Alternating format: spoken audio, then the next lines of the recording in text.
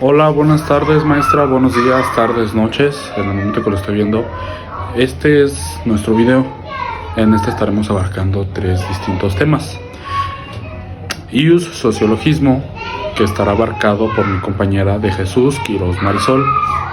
Ius Marxismo, que estará abarcado por mí, Estrada Cabrera José Luis. Y Lógica, que estará abarcado por mi compa Omar Meneses Lince. Antes de comenzar debemos conocer dos conceptos muy importantes. ¿Qué es la burguesía? La burguesía es la clase social propietaria de los medios de producción en una sociedad capitalista. Como tal, concentra el poder económico, en algunos casos también el poder político. Desde una perspectiva marxista, se le considera una clase antagónica respecto a la clase obrera, esta última desprovista en los medios de producción y obligada a vender su fuerza de trabajo. También necesitamos saber qué es el capitalismo. El capitalismo es un sistema económico y social donde los medios de producción como la tierra, fábricas, empresas y capital son propiedad privada, es decir, pertenecen a individuos o empresas, no al gobierno. El capitalismo es un sistema económico y social que se basa en la propiedad privada de los medios de producción y en el mercado como mecanismo para asignar recursos escasos de una forma eficiente. El iusmarxismo es una corriente filosófica del derecho, la cual sostiene que el derecho es una superestructura que sirve para mantener y reproducir los intereses de la clase dominante de una sociedad capitalista. Les daré los principios clave a continuación del iusmarxismo. Se centra en la crítica del derecho como un instrumento utilizado por las clases dominantes para la opresión y la desigualdad social. El derecho como reflejo de relaciones de poder.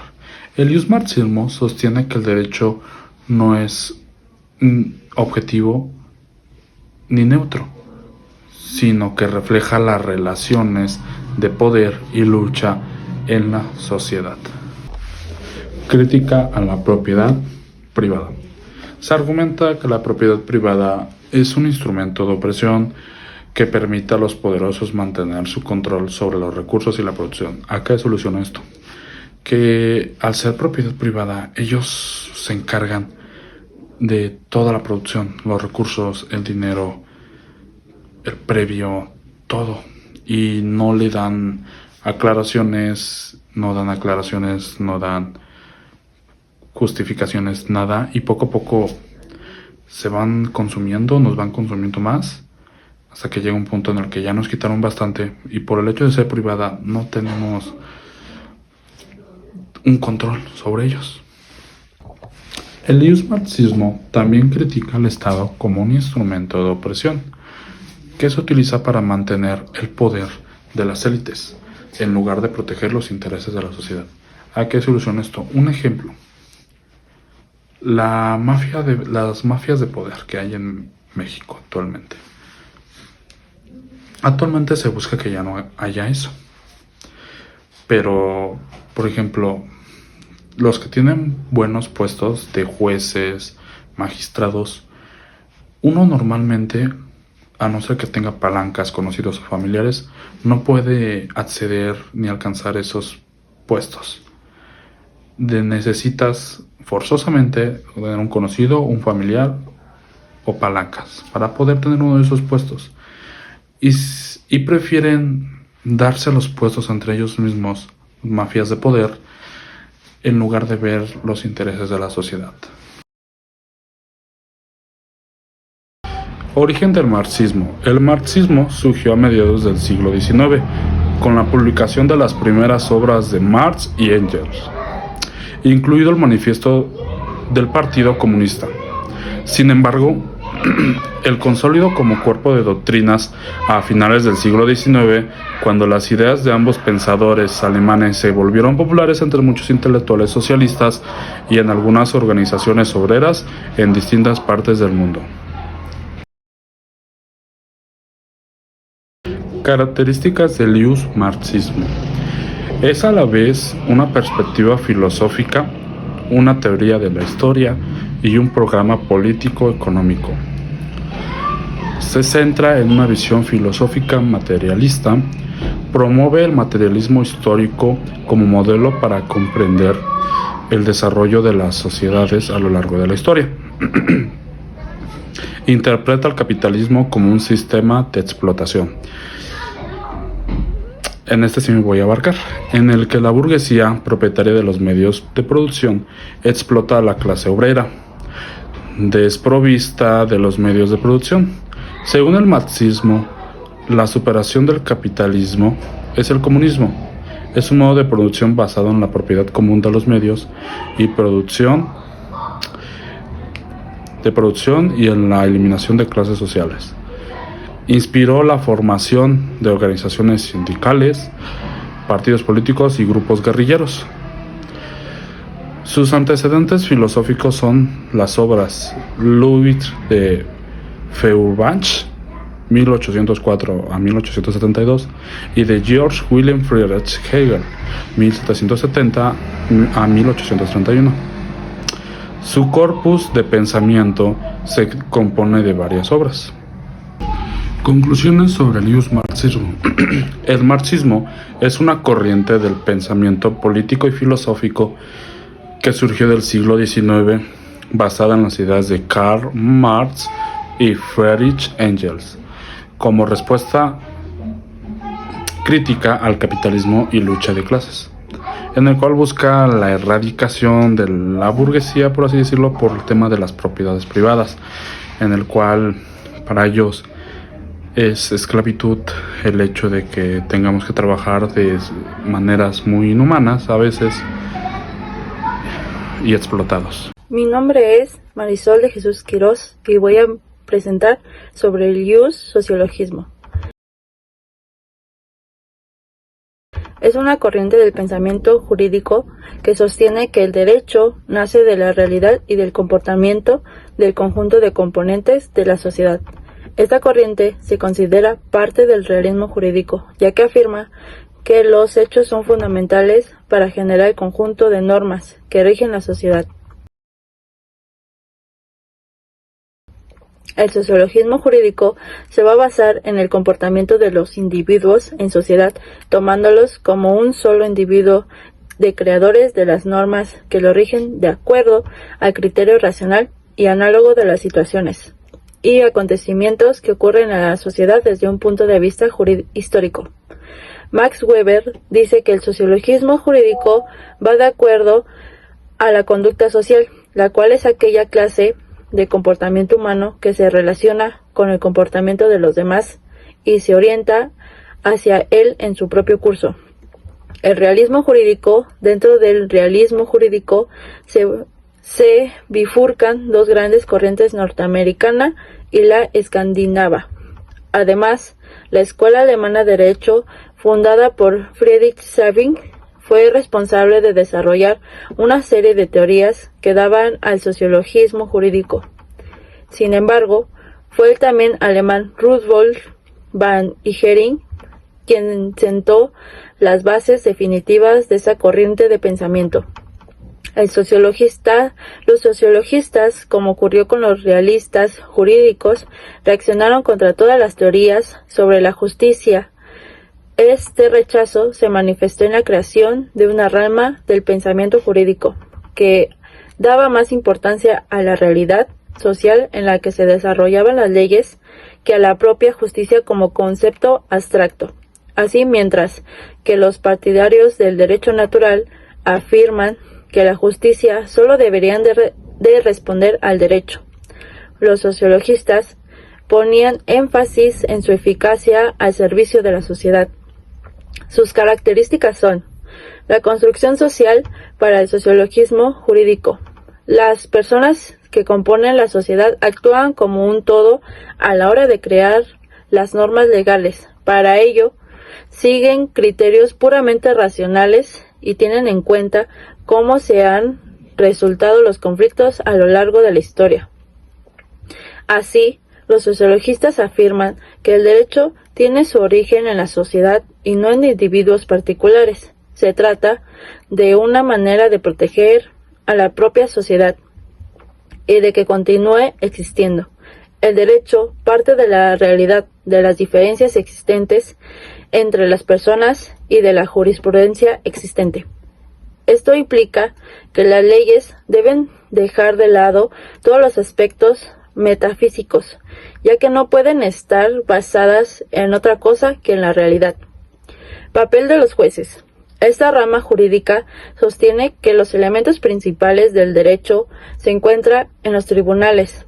En este sentido, la influencia de las leyes escritas de las decisiones judiciales es menos que la cultura que tenga el juez, sus creencias o incluso su clase social. Para parte de los sociologistas, el juez se convierte así en el principal creador de derecho. Normas jurídicas. Aunque los sociologistas no niegan que las normas jurídicas tengan validez, afirman que su importancia se encuentra en sus efectos sobre los comportamientos y no en su contenido literal. Escuela libre de derecho. Existen diferentes escuelas dentro del sociologismo jurídico. Una de las que elaboró teorías más extremas fue la Escuela Libre de Derecho, que defendía que el juez podía ignorar la ley escrita a la hora de emitir una sentencia. Según esta doctrina, la ley no es la creadora de derecho, sino que este papel lo ocupan las sentencias judiciales. Una consecuencia de esta teoría, defendida por los seguidores de la escuela, era despojar al Estado de su condición de elaboración de leyes. Pragmatismo. El sociólogo jurídico en Estados Unidos tuvo como primer teórico a Ross Bond. Su pensamiento estaba basado en el pragmatismo y afirmaba que la función del derecho era cohesionar y ordenar los intereses de la comunidad. Estos intereses procedían de los valores mantenidos por cada sociedad, incluso la idea acerca de lo que es justo y lo que es injusto. Así también están sus principios fundamentales. Conceptualización del derecho. El derecho debe ser estudiado en relación con las circunstancias sociales y culturales en las que se aplica. Interacción entre derecho y sociedad. El derecho influye en la sociedad y a su vez es influenciado por ella. Este enfoque destaca la dinámica de retroalimentación entre normas legales y prácticas sociales. Importancia de la justicia social. La búsqueda de la justicia no se limita a la mecánica de normas, sino que implica considerar el impacto social de dichas normas y su capacidad para promover el bienestar colectivo. Implicaciones y críticas. El sociologismo ha tenido un impacto significativo en el desarrollo del derecho contemporáneo, especialmente en áreas como el derecho penal, el derecho de familia y los derechos humanos.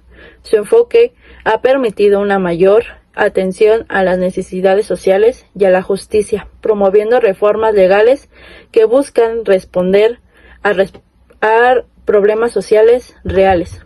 El sociologismo representa una perspectiva válida que enriquece el estudio y la práctica del derecho al integrar las dimensiones sociales, culturales y éticas. Esta corriente subraya la necesidad de considerar el derecho como un fenómeno social complejo que debe evolucionar en sintonía con las realidades de la vida humana, aunque enfrenta críticas su legado continua, influyendo en la forma en que entendemos y aplicamos el derecho en el mundo contemporáneo. Hola, buenas noches. Soy Omar Meneses Lince, de la carrera de Derecho en Juicios Orales. Me tocó hablar acerca del tema de la lógica. La lógica es una rama de la filosofía que analiza cómo razonamos, cómo organizamos nuestras ideas y cómo llegamos a conclusiones válidas, lógicas y precisas. En palabras breves y precisas, la lógica nos ayuda a distinguir entre el razonamiento que tiene sentido y uno que parece que tiene convincente, pero que contiene argumentos falsos. Existen tipos de lógica, la clásica y la aristotélica, basada en silogismos y principios como una cosa puede ser y no ser al mismo tiempo. ¿Para qué sirve la lógica? La lógica no solo es teoría, tiene muchos usos muy prácticos. Uno de ellos es en el pensamiento crítico, ya que ayuda a detectar falacias en discusiones. En una parte se usa en ciencias y en matemáticas, ya que toda demostración matemática o descubrimiento científico se basa en razonamientos y pensamientos lógicos que llevan una verdad, un estudio y que se han razonado de manera lógica. En el derecho, los abogados deben de construir argumentos sólidos para defender un caso. La lógica en derecho conlleva construcción de argumentos con la misma lógica, ya que no podemos construir argumentos a base de falacias, ya que el principio de no contradicción no lo estaremos aplicando, estaremos evadiendo ese principio y entonces o bien nos puede afectar, puede afectar la parte acusada, ya que pueden jugarle a su favor esos argumentos no válidos, ya que lo podrían afectar en cierta parte. Un abogado siempre debe de presentar un razonamiento sólido. Esto también se lleva en la interpretación de leyes, ya que son textos que deben aplicarse a casos concretos. La lógica ayuda a evitar contradicciones y a interpretar de forma coherente. O sea, no podemos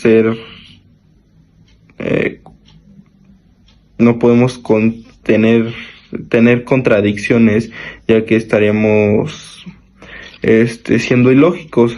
La lógica ya no aplicaría. En el derecho se usa también la lógica para la elaboración de sentencias, ya que lleva un proceso, ya que los jueces usan el razonamiento lógico para justificar sus sentencias, sus decisiones. Esto también conlleva la seguridad jurídica. El derecho busca certeza y justicia, ya que la lógica asegura que las normas se apliquen de manera consistente, evitando que en un mismo caso se resuelva de dos formas contradictorias. Como siempre, un abogado debe de representar argumentos lógicos, ya sea también el juez debe de estipular una razón lógica, ya que no se puede dictaminar un razonamiento sin antes la lógica.